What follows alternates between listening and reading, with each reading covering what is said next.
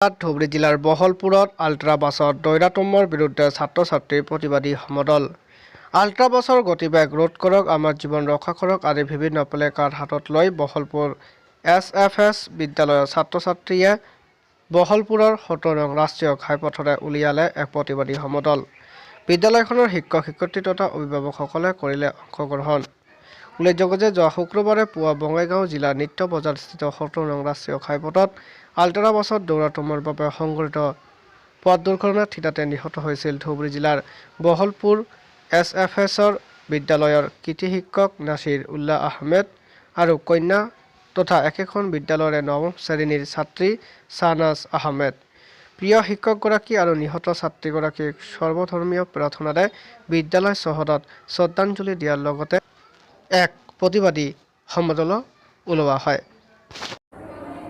আমি আজি এইটো সময় খুব দুখিত মনত আছোঁ, কিয়নো আমি যোৱাকালি আমাৰ এখন ডাঙৰ এক্সিডেণ্ট হৈ গ'ল আৰু সেই ডাঙৰ এক্সিডেণ্টত আমি আমাৰ সন্মানীয় ছাৰ নাছিৰুল্লাহ আৰু তেখেতৰ কন্যা শ্বাহনাজ আহমেদক আমি হেৰুৱাই পেলালোঁ। ছাৰ নাছিৰ অকল ছাৰহে নাছিল, তেওঁ এজন পেৰেণ্টছ অফ দ্য ষ্টুডেণ্ট আৰু এজন ভাল এডভাইচাৰ। তেখেতে আমাক এডভাইচ দিছিলে আৰু তেখেতক আমি as a most senior teacher হিচাপে আমি গণ্য কৰিছিলোঁ। তেখেতৰ অভিজ্ঞতা অতীতত যিখিনি কাম কৰিলে 2003ৰ পৰা, তেখেতে সদায় চিন্তা কৰিছিল সেই স্কুলখনৰ কাৰণে, স্কুলখন আমি কেনেকৈ আগুৱাই লৈ যাব পাৰিম। তো সেইটো সময়তে তেখেতৰ বহুতে ধুমুহা বতাহ পানী আহিলে, কিন্তু তেখেতে হাৰ নামানিল আৰু স্কুলখন তেখেতে আগুৱাই লৈ গ'ল।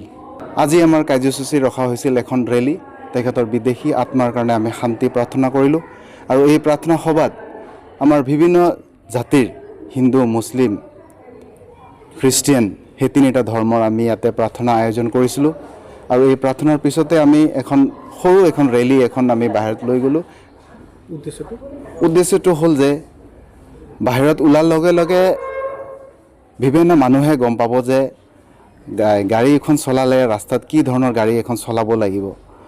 প্ৰথমে গাড়ী এখন চলাব গ'লে আপোনালোকে স্পীডখন লিমিট কৰিব লাগিব, সেইখন জ্ঞান যাতে বাহিৰৰ মানুহখিনি পালে আৰু লগতে যি যান বাহন যিখিনি বাছ চলাচল কৰি আছিলে তেখেতেও গম পালে যে আমি গাড়ী চলাব গ'লে আমি এখন স্পীড লিমিট আমাৰ মাজত ৰাখিব লাগিব।